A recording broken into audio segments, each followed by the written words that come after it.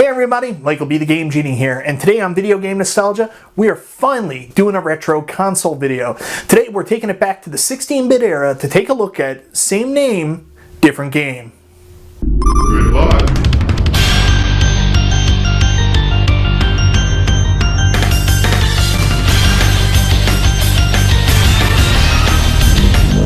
So that's right guys, hell is officially frozen over, and for the first time since like October, I'm making a video that's not about arcades. You see, I still love retro console gaming, and I've got a really fun subject to discuss with you guys today. Same name, different game.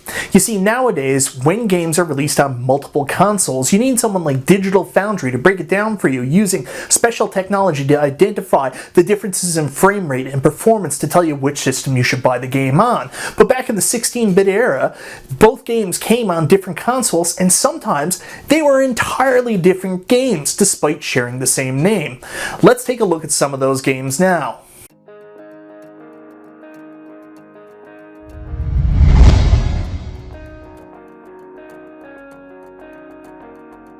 Batman Returns was one of the biggest movies of the early 90s, and of course had video game tie-in releases on every major console, but what is weird is just how different they all were. Batman Returns on the Sega Genesis was an action platformer actually developed by Sega and really maximized the system's potential in my opinion. It was one of those Genesis games to really utilize that grainy art style for the characters and backgrounds that we are all familiar with from later games such as Eternal Champions. I personally find this art style to be a little hit and miss because while it certainly brings back a ton of nostalgia for the Genesis to me, it isn't necessarily the best looking. It is also very dark in appearance, and while an art style like that may be very well suited to a Batman game, I find Batman Returns had so much more vibrancy and color than what this experience on the Sega Genesis is providing. The game is pretty good. I mean, it's nothing outstanding or special, but a passable action platformer utilizing appropriate elements from the film franchise it was taken from. I've actually owned this game since I was a teenager, and honestly have never really put that much time into it despite being a huge Batman fan, and of course a dude that really loves action platformers. I can't exactly put my finger on why this never appealed to me when I was younger. Maybe it was a combination of the darkness of the game combined with its difficulty and sometimes frustrating controls. But playing it today, I certainly had more fun with it than I ever remembered before, and I'm thinking I should have gave it more of a chance.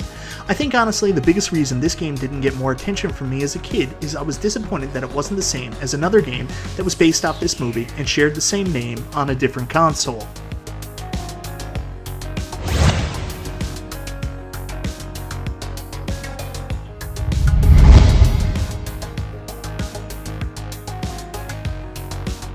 Man oh man, do I ever love Batman Returns on the Super Nintendo. So much so that way back when, I actually did a full review of the game and have even streamed me beating it on YouTube. This is a completely different game from the Sega Genesis offerings, starting with the fact that this game was developed by Konami, and instead of being a side-scrolling action platformer is a left-to-right beat-em-up with a twist. I mean, it's a Konami beat-em-up on the Super Nintendo. You know it's gonts to be good. Right from the start, you can see just how much more polished everything is with this game, as the cinematic elements start right from the snow falling over the Konami logo when the game starts up. We quickly get into the gameplay, and the art style and coloring is certainly more representative of the movie itself, brilliantly blending the darks we expect for Batman with the bright and vibrant colors of the movie. I love the way this game looks from everything from the character models to the background. This honestly felt like the arcade experience brought home. The gameplay, of course, is just so much different with it being a beat-em-up compared to an action platformer, and such a good beat-em-up at that, but there is an element of action platformer tied into the SNES version, as well as there is some light platforming in the stages that also involves throwing the Batarang. I mean, it's up to you which version you prefer, but after playing the Super Nintendo Masterpiece, it was never in doubt for me. Which version do you prefer?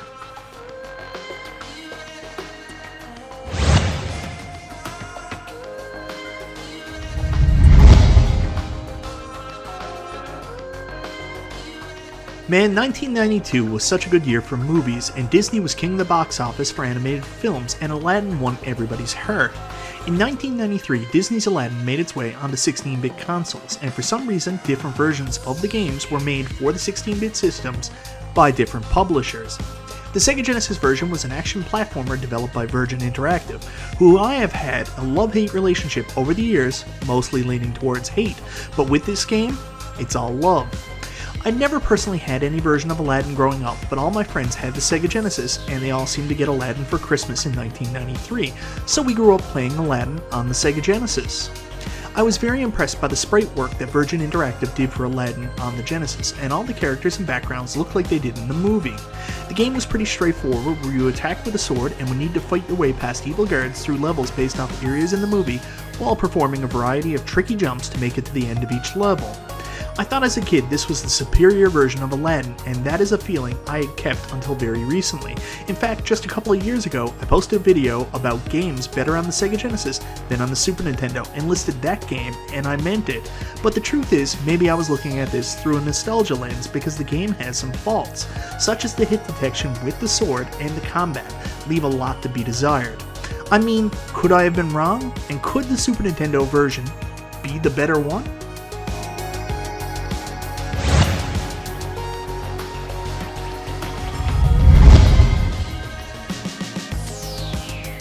Of course, the Aladdin for Super Nintendo, based off the Disney movie, was done by Capcom. There's just something so special about a Disney game on a Nintendo console made by Capcom, and this one is no exception. Like I mentioned earlier, I didn't have a lot of exposure to the Super Nintendo game growing up, and never really played it until I was an adult. My initial reaction was, man, this game is beautiful, maybe just as good looking as the Genesis game, but I do not like the attack mechanic, not one bit. As opposed to attacking with a sword, here it's the traditional jump on the head to defeat your enemies, like some other famous Nintendo games over the years. You also collect apples that can be thrown at your opponents to stun them, making that all-important headshot so much easier to accomplish, but it just felt lame compared to the swashbuckling action on the Genesis. I'm getting ahead of myself here, of course, so let's go back. Disney's Aladdin on the SNES is a side-scrolling action platforming game very similar to the Sega Genesis version, with differences in the art, levels, music, and as we alluded to, gameplay. The art, of course, is very similar, being taken from the movies, but here it has that distinct Capcom style to it, and I think you all know what I mean. The music is excellent, and honestly the gameplay is excellent too. Both games have weird issues with jumping and platforming at times, but really combat, of course, is what separates these games. The swashbuckling in the Genesis game is certainly cooler, but I don't know if I'm hitting or missing at times. Jumping on an opponent's head is precise, and works well. Both games are the same style, which is the only time this will happen on today's list, but are as different as two action platformers can be. I think I'm at a point where I really like both of them and don't have a favorite. Which of these is your favorite?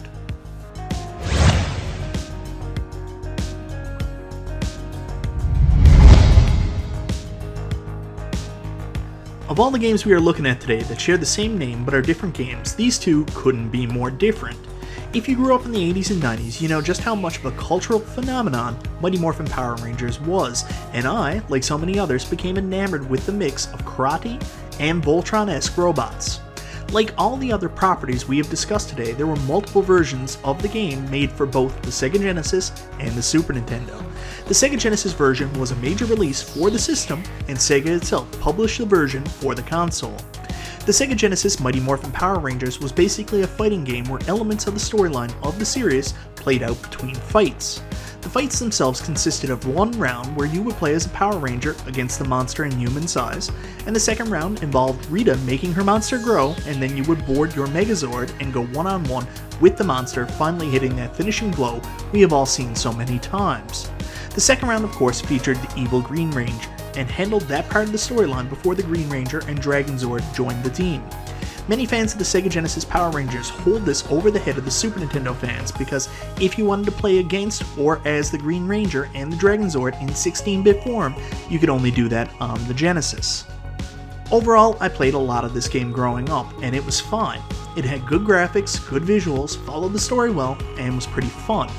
But it was a pretty one-sided fighter and didn't offer much outside of that.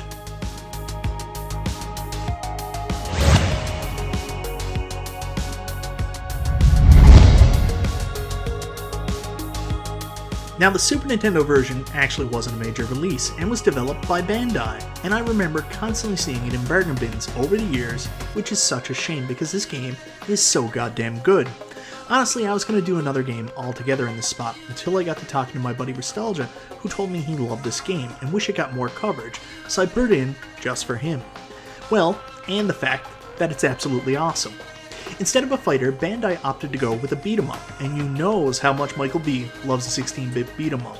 Honestly, I feel that this style kind of fits too, as you tackle half the level in your human form taking down putties, and the other half in your Power Ranger form until you go one-on-one with the enemy at the end.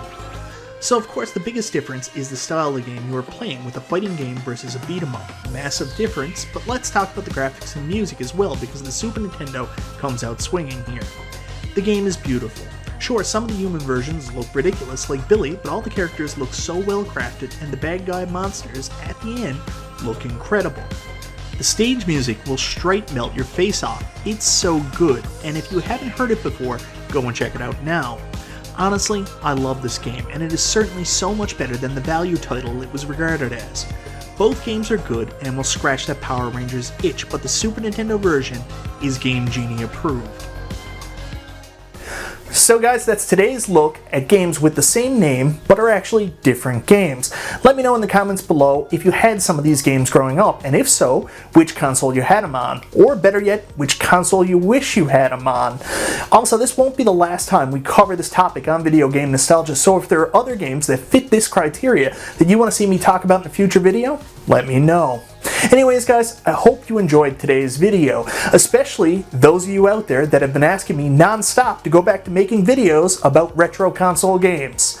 This is Michael B. the Game Genie, and I'll talk to you next time.